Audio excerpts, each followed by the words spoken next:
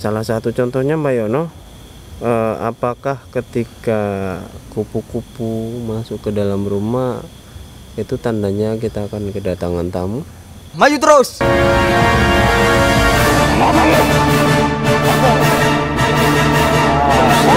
Dosa yang paling besar dan akan sangat bahaya bila muslim terbawa mati.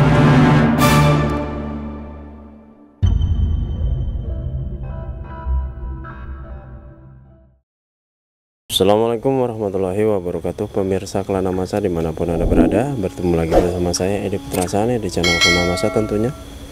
Baiklah pemirsa Kelana Masa, seperti biasanya malam hari ini kami kembali akan melakukan proses mediumisasi. Dan rencananya malam hari ini kami akan membahas tentang mitos binatang-binatang yang selalu memberi pertanda atas kehadirannya ketika hadir di sekeliling manusia. Misalnya contoh kupu-kupu yang datang ke rumah, lalu burung perenjak yang hadir yang berkicau, dan lain-lain sebagainya. Ini mitos-mitos tersebut nanti kita akan bahas di proses mediumisasi malam hari ini. Dan tapi sebelum itu pemirsa Kelana Masa, malam hari ini kami akan melakukan proses mediumisasi tanpa Gus Iman, karena Gus Iman ada sedikit keperluan. Nanti akan yang turun tangan untuk melakukan proses mediumisasi adalah Bang Akmal. Sekaligus nanti kita akan panggil mediatornya untuk segera melakukan proses mediumisasi. Tapi sebelum itu pemirsa Kelana Masa, jangan lupa doakan kami untuk melakukan proses mediumisasi. Semoga proses mediumisasi malam hari ini berjalan lancar. Langsung saja pemirsa Kelana Masa, kita akan melakukan proses mediumisasi. Bang Akmal dan Bang Mediator, silakan masuk. Mungkin langsung saja Bang ya. Insyaallah. Okay.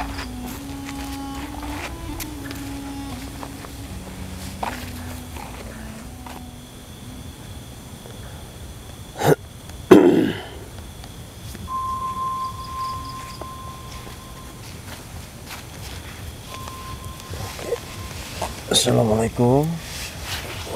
Waalaikumsalam. Oke. Dengan siapa ini? Mbak Yono. Mbak Yono. Mbak Yono berasal dari mana, Mbak? Jauh. Jauh dari sini ya? Jauh. Nyebrangin pulau? Ya. Kalau boleh tahu di Pulau Jawa? Ya. Mbak Yono, malam hari ini kami akan ada keperluan sedikit Mbak Yono. Ingin ngobrol-ngobrol sebentar sama Mbak Yono, boleh? Perlu apa? Ya. Kita cuma mau tanya-tanya perlunya Mbak Yono, seputaran mungkin binatang-binatang yang katanya sering memberi pertanda sama manusia. Begitu contohnya. Kira-kira bersedia Mbak? Ya. Oke. Mbak Yono, sebelum kita ngobrol lebih lanjut, Mbak Yono ini tinggal di daerah pegunungan atau di lautan? Pesisir pantai. Ya. Oke. Mbak Yono, Mbak Yono sudah berkeluarga? Sudah. Mempunyai berapa anak? 3. 3, alhamdulillah. Tentunya ada muslim kan? Muslim. Alhamdulillah. Mbak Yono, langsung saja mungkin yang akan kami tanya adalah seputaran binatang-binatang tersebut tadi. Salah satu contohnya Mbak Yono, apakah ketika kupu-kupu masuk ke dalam rumah itu tandanya kita akan kedatangan tamu? Iya. Iya. Iya. Itu apakah kupu-kupu tersebut itu hanya kupu-kupu biasa atau kupu-kupu yang berasal dari bangsa jin? Kupu-kupu biasa. Lihat, dia keliling terbang atau keluar lagi. Jadi pelambang. Iya, kalau dia keluar lagi, itu tamu yang kurang baik. Tapi kalau keliling di rumah situ aja, itu tamu jauh. Tamu jauh. Iya. Kalau misalnya yang tadi masuk terus keliling terus keluar lagi, tamu kurang baik. Iya. Contohnya misalnya pinjam uang gitu. Iya. Atau maling. Atau maling. Iya. Bisa jadi begitu ya. Itu kalau mengenai kupu-kupu Mbak. Satu lagi mungkin burung perenjak. Burung perenjak katanya kalau misalnya berbunyi aja juga sama ya, akan kedatangan tamu juga katanya. Dia berpanjang tidak. Hmm? Dia bunyinya panjang tidak. Ada yang bunyi panjang, kadang ada yang bunyi pendek.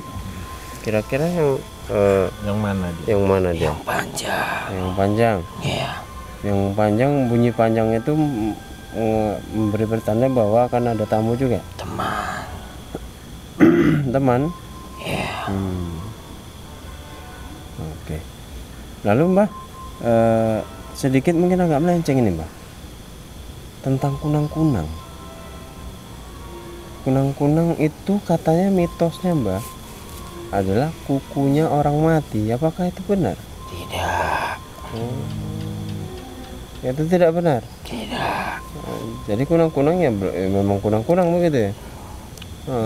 Berarti dulu kita ditakut-takuti aja ya. Kalau kita pegang kunang-kunang kan apa lampunya itu dicopot, dibikin anting-anting gitu, biar hidup aja. Semua ciptaan Gusti Allah. Semua itu ciptaan Gusti Allah. Jadi mungkin karena hal itu muncullah mitos tersebut ya, karena memang kita memperlakukan kunang-kunang secara tidak baik mungkin ya. Hanya pemikiran manusia yang merubahnya. Oke. Lalu Mbah, kalau misalnya kunang-kunang itu tadi bukan kuku orang mati, sebetulnya ada nggak hal-hal yang berkaitan mitos tentang kunang-kunang ini? Selain itu, selain kukunya orang mati, Dia suka berterbangan. dia hanya suka berterbangan. Ya, apabila pohon itu sering dihinggapi oleh makhluk halus. Apa misalnya apabila pohon yang dihinggapi oleh si kunang-kunang ini tadi terdapat makhluk halus, mereka langsung berterbangan? Ya, mereka suka terbang di situ. Jadi pohon itu aja keliling begitu ya? Iya. Kadang ada loh Bang, apa ketika kita lewat di ada hutan atau persawahan itu ada pokok-pokokan penuh kunang-kunangnya di situ. Iya, itu tempat makhluk halus. Itu tempat makhluk halus ya. Iya. Sehingga terang. Sehingga terang. Kalau misalnya dia satu pohon berisi semua kan, ya apa juga ya kan, terang juga mungkin jadinya sekitaran yang gelap tadi itu. Oke. Mbak Yono, sedikit bertanya lagi tentang kehadiran mungkin ular di rumah. Apakah itu bisa ngasih pertanda juga Mbak? Banyak. Ular kiriman. Kiriman maksudnya yang baik atau yang tidak baik? Tidak baik. Oh, yang tidak baik. Ya, itu yang menandakan ini tidak baik sama yang baik itu bagaimana kalau misalnya ular datang ke rumah? Kalau memang dia suruhan, suruh dia pulang, perhatikan dia kembali ke jalan yang tepat tadi tidak. Kalau jalan kembali yang tempat tadi, Berarti dia suruhan. tapi kalau misalnya dia perginya lewat lain jalur, Itu memang ular yang salah masuk. itu memang ular yang salah masuk ya. Iya. Iya, soalnya kan kita bahas cerita ini karena memang banyak yang mitos-mitos ini ya, mitos-mitos ini terjadi begitu. Jadi percaya atau tidak percaya, mungkin salah satunya hal yang perlu kita lakukan adalah bertanya sama Mbah yang memang berasal dari dunia gaib begitu. Oke, kalau Kalau di Jawa sana hanya ular kunyit yang sering dipakai. ular kunyit, Kelang-kelang kuning. oh kelang-kelang kuning itu, oh itu yang sering dipakai untuk kiriman-kiriman. Iya. Ya. Itu sangat berbisa itu Mbak ya. Iya. Di Jawa sana tradisi. Dalam perut manusia pun bisa dimasukkan ular itu. Dalam perut manusia. Ya. Seram sekali ya Mbak ya. Oke. Mau menggigit juga itu. Benar, kiriman. Iya. Ular kiriman menggigit juga. Kalau misalnya ular kiriman itu tadi misalnya datang ke rumah, apakah memang pertanda katanya? Mungkin ini pernah kita bahas ya Bang ya. Iya. Apakah sebagai pertanda katanya yang mengingatkan kepada tuan rumah bahwasannya ada hajat yang yang belum dilakukan begitu. Ada. Harus segera dilakukan. Iya. Oh, itu ular apa itu yang model begitu tuh?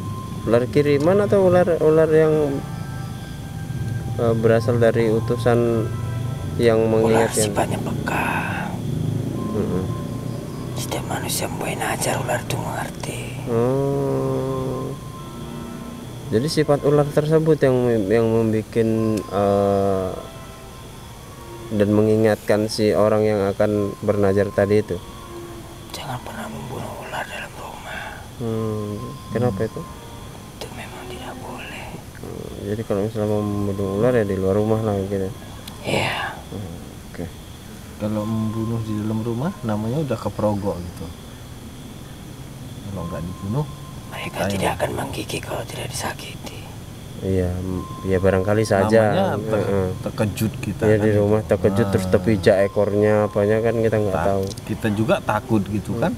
Akhirnya kita bunuh. Kalau kita ambil pakai kayu dia ngelawan. Kalau dia memang ular betul, dia nggak akan mau gigit, pasti lari. Iya.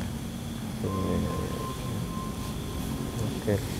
Namanya udah terkadang kan gini, udah terkadang takut kita kan. Takut membahayakan, akhirnya kita eksekusi di situ aja, kita bunuh. Langsung kita bunuh.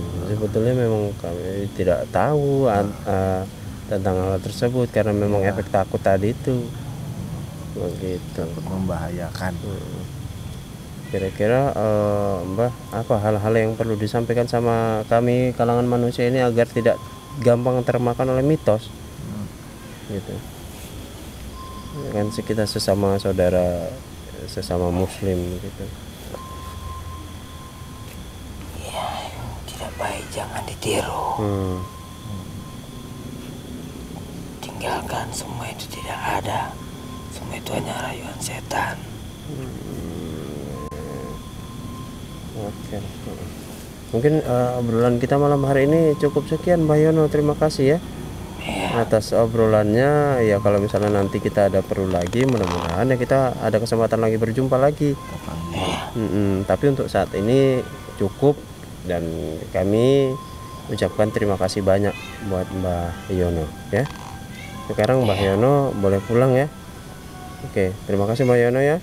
Assalamualaikum. Waalaikumsalam.